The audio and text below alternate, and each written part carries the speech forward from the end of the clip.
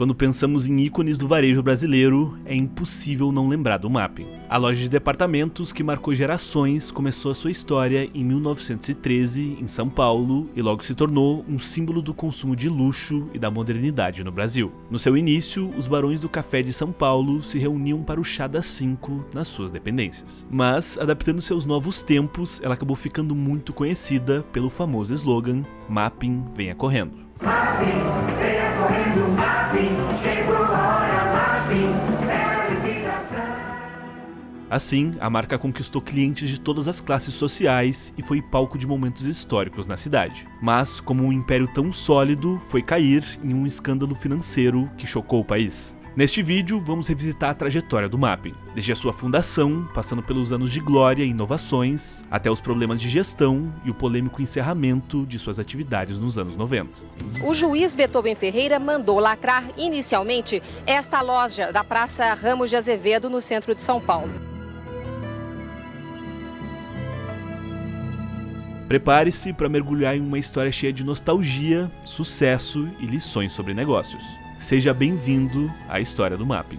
Mas antes, por favor, não se esqueça. Já deixa teu like no vídeo, se inscreve no canal e ativa as notificações. Toda semana, as curiosidades mais interessantes do mundo dos negócios você encontra aqui no Curioso Mercado.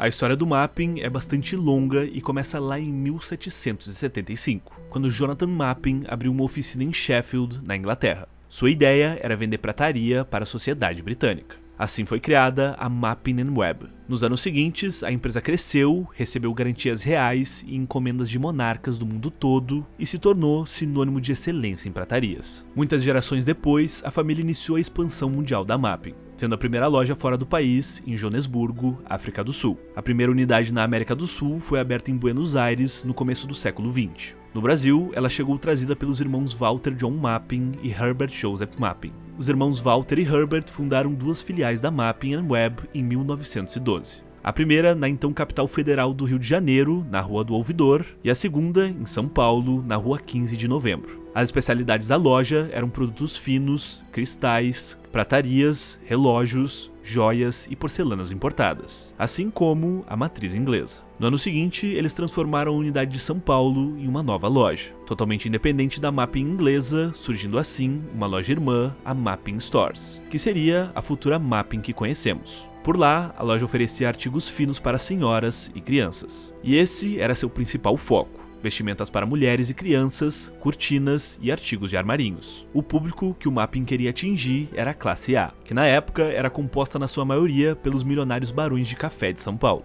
A loja abastecia esse público com produtos importados, tudo do bom e do melhor do que havia na Europa. A ideia era concorrer com a tradicional casa alemã, mas nas vitrines do Mapping você encontrava também louças, porcelanas e objetos sofisticados para essa seleta clientela. E essa era uma grande revolução. Mesmo parecendo estranho atualmente, até a chegada do Mapping não haviam vitrines desse tipo no Brasil. As pessoas precisavam entrar dentro da loja para observar os produtos à venda. Isso foi uma vantagem inicial muito grande para eles, que logo viram seus concorrentes também modificarem suas entradas. Na porta da loja do Mapping, tabuletas em inglês descreviam as mercadorias, todas importadas que estavam distribuídas pelas prateleiras. A loja também inovou, realizando grandes liquidações. O Mapping foi o primeiro estabelecimento a utilizar técnicas de promoções temáticas, principalmente na época de Natal, em que a loja vendia decorações dos mais diversos tipos. Rapidamente, o Mapping ganhou notoriedade e o espaço ficou pequeno. Em 1919, mudaram a loja para a Praça do Patriarca.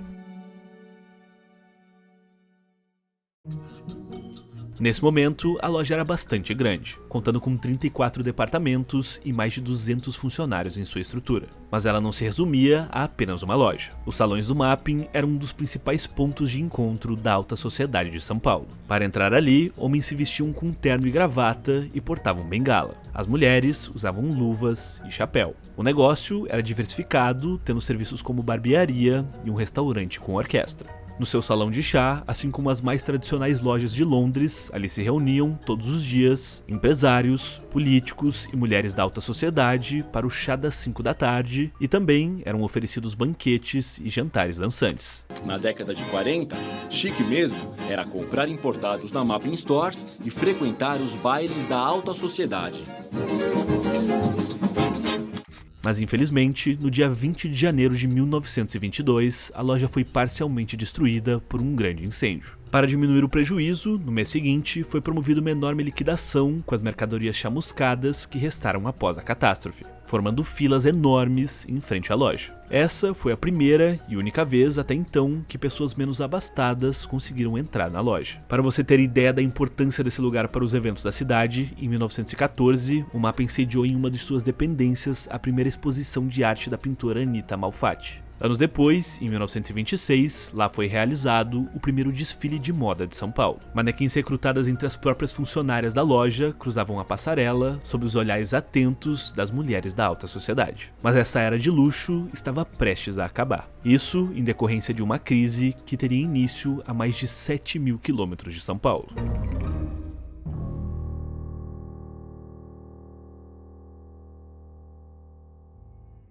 A quebra da Bolsa de Nova York, em 1929, afetou muito o Brasil em vários aspectos, mas o setor de café talvez tenha sido o mais impactado. Isso porque os Estados Unidos eram o maior comprador do café brasileiro. Com a crise, a exportação desse produto diminuiu muito e o preço do café brasileiro caiu, levando à derrocada de muitos cafeicultores que, como já falamos, eram os principais clientes do Mappin. Os que não quebraram tiveram um forte impacto no seu poder de compra. Então, essa crise levou o Mappin a se reinventar. Agora ela queria atingir mais pessoas, inclusive as classes menos favorecidas. Então, para isso, tomou algumas medidas estratégicas. A empresa inovou a forma de se comunicar e colocou etiquetas com o preço nos produtos de suas vitrines. Atitude essa bastante inovadora para a época. Dessa forma, conseguia atrair mais o público para dentro da loja. Quem teve essa iniciativa foi John Kitchen, que inicialmente era diretor e depois se tornou sócio dos irmãos. O Mappin, assim, começou a perder a sua aura nobre. Tais atitudes tiveram consequências para seus fundadores, que prezavam muito pelo seu sobrenome, que ainda representava o luxo na Europa.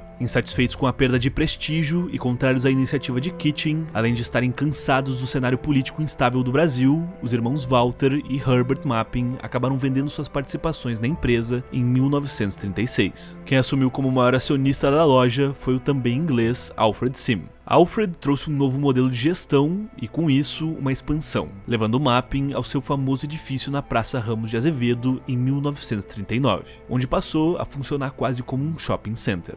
No local haviam departamentos de roupas, eletrodomésticos, brinquedos, móveis, entre outros produtos, que eram distribuídos pelos diversos andares do prédio conectados por elevadores. As novas instalações contavam com 5.357 metros quadrados, em 5 andares que abrigavam 50 departamentos e mais de 500 funcionários. Mesmo com um forte investimento e mudanças significativas, na segunda metade da década de 40, o Mappin começou a sentir o peso da aceleração da economia brasileira.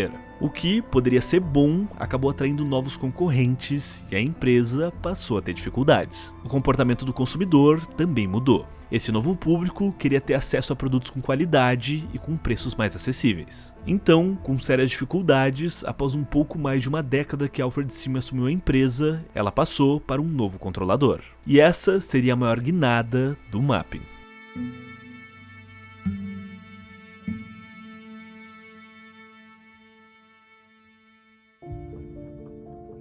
Quem assumiu o controle acionário foi o advogado e fazendeiro Alberto José Alves, junto do seu filho, o negociador de café Alberto Alves Filho. Uma das principais providências deles foi tirar as portas giratórias. A estratégia era trazer um intenso fluxo de pedestres do viaduto do Chá e da Praça Ramos para dentro da loja. Mas mudanças mais profundas aconteceriam. Eles substituíram os produtos importados por nacionais, assim tinham maior poder de barganha e maior rotatividade de seus estoques. Também baixaram suas margens, então conseguiram trabalhar melhor o preço dos produtos na ponta final. Os Alves implantaram novas políticas de crédito e, em 1964, foi criada a Companhia Financiadora Mappin para financiar compras em até 10 pagamentos sem juros. Já em 1972, abriram o capital da empresa, algo bastante à frente do seu tempo. Suas ações de marketing também se destacaram. Com isso, vieram as famosas propagandas de TV que passavam na extinta Rede Tupi e aumentaram ainda mais a popularidade da loja varejista.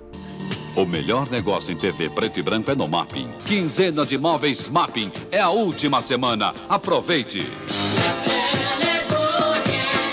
Todas essas medidas surtiram muito efeito e em 1973 a empresa já apresentava um aumento de vendas de cerca de 55%. Sem o luxo dos primeiros tempos, o Mapping se expandiu apostando na classe média. A empresa se tornou sinônimo de loja de departamentos e abriu mais 10 filiais. Uma pesquisa realizada em meados da década de 80 revelou que 90% dos paulistanos conheciam o Mapping. Então, com a morte de Alves Filho, aos 68 anos, em 1982, o comando do Mapping passou para a viúva do empresário, Cosette Alves, que manteve o sucesso, ao menos nos seus primeiros anos. Um ano depois que ela assumiu, em 1983, o Mapping foi eleito pela revista Exame a empresa do ano. Em 1984, foi eleita a melhor empresa do varejo do Brasil, mesmo ano em que a sede do bairro Itaim, em São Paulo, foi inaugurada. As lojas seguiram crescendo. O faturamento mensal, em agosto de 1987, era de 15 milhões de dólares. No começo dos anos 90, a loja se expandiu ainda mais, abrindo unidades em shopping centers e adquirindo, em 1991, 5 lojas da rede Sears. O crescimento desenfreado, no entanto, acabou sobrecarregando o caixa da empresa e esse seria o início do seu fim.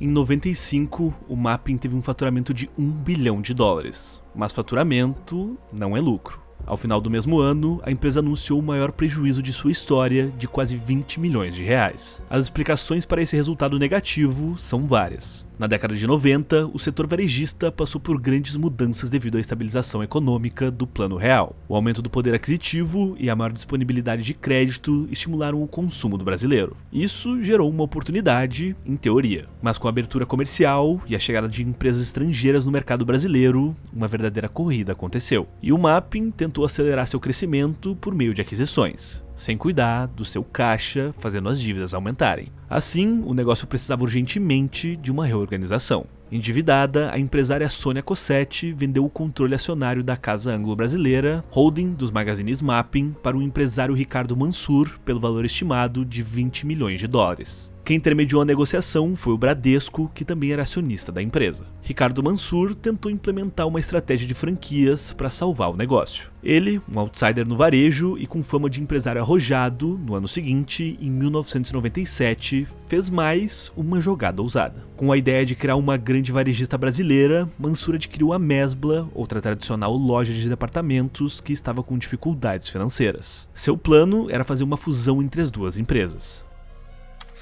E pessoal, eu estou vindo aqui na frente de vocês, quero contagiar vocês com o meu ânimo, o meu entusiasmo, porque nessa equipação nós temos que estourar, todos nós vamos fazer a maior força dentro dessas companhias e vamos mostrar quem nós somos. Eu conto com vocês, nós somos uma grande família e vamos mostrar quem nós somos nessa liquidação. Mas a Mesbla não tinha crédito para comprar produtos dos fornecedores e Ricardo Mansur foi acusado de desviar mercadorias do Mapping para a Mesbla, numa tentativa de manter as duas redes operando. Porém, essa prática era ilegal, causando problemas judiciais para o empresário. Mas a pá de cal viria em 1999. Nesse ano, foi descoberta uma fraude no balanço do banco de Mansur, o Crefisul. O empresário estava inflando artificialmente seus ativos e gerou um rombo de mais de 400 milhões de reais, segundo o Banco Central. Com a fraude, o Crefisul precisou ser liquidado pelo Banco Central. E sem crédito na praça, Mansur não conseguiu resolver os problemas de capital da Mesbla e do Mapping. Então, uma a uma, suas empresas foram caindo.